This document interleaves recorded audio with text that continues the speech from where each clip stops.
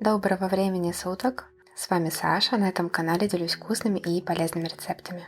Сегодня приготовим вкуснейшие фрикадельки в томатном соусе. Готовятся они очень просто, а получаются сочными, сытными, со сливочными нотками. И что очень удобно, их можно заморозить в сыром виде, а потом быстро, как пельмени, их сварить. И сэкономить время на приготовление обеда или ужина. Приступим. Сначала займемся приготовлением фарша. С мяса уберем все лишнее, по возможности убираю жир, прожилки и фасциальные пленки. Нарезаем мясо на кусочки, так блендеру или мясорубке будет легче сделать свою работу. К мясу добавляем сливочное масло, соль с чесноком и другие любимые специи. Добавление сливочного масла дает мясу более сливочный вкус и избавляет от сухости, присущей куриному филе, в особенности вареному куриному филе. Перемалываем массу до получения фарша.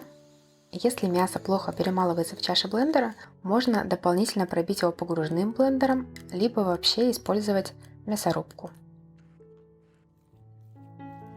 Когда фарш готов, лепим из него шарики произвольного размера.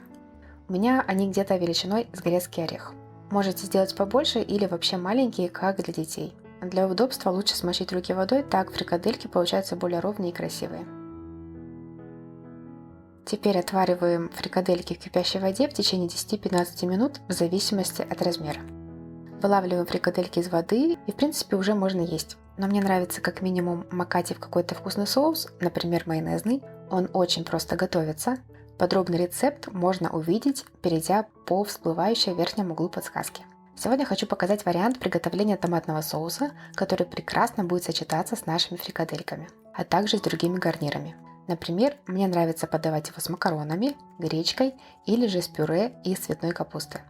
Для приготовления томатного соуса нарежем помидоры, лук и чеснок. Не обязательно, чтобы кусочки были мелкие и ровные, так как мы потом будем пробивать всю массу блендером. Разогреваем сковородку и пару минут обжариваем на ней лук с чесноком. Затем вливаем воду и тушим еще минуты 4. Теперь добавляем помидоры и все вместе тушим на среднем огне около 5 минут. Снимаем массу с огня и пробиваем блендером. Чем лучше пробьем, тем однороднее будет масса. По желанию можно еще перетереть ее через сито. Я этого не делаю, чтобы не тратить время, а самое главное не терять клетчатку, находящуюся в кожуре. Доводим до нужного вкуса солью, специями и зеленью. Теперь объединяем соус с фрикадельками и по желанию с другим гарниром.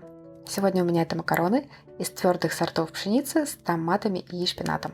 Далее по желанию посыпаем блюдо зеленью и сыром. И все.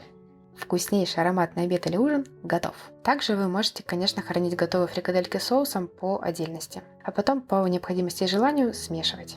Что мне еще нравится в этом блюде? Можно заморозить сырые фрикадельки, а потом быстро, как пельмени, их сварить.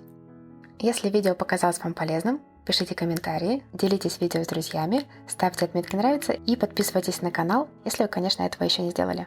Я, в свою очередь, постараюсь прислушиваться к вашим комментариям и выпускать полезные видео с различными вкусными рецептами. Желаю всем приятного аппетита, здоровья и красоты.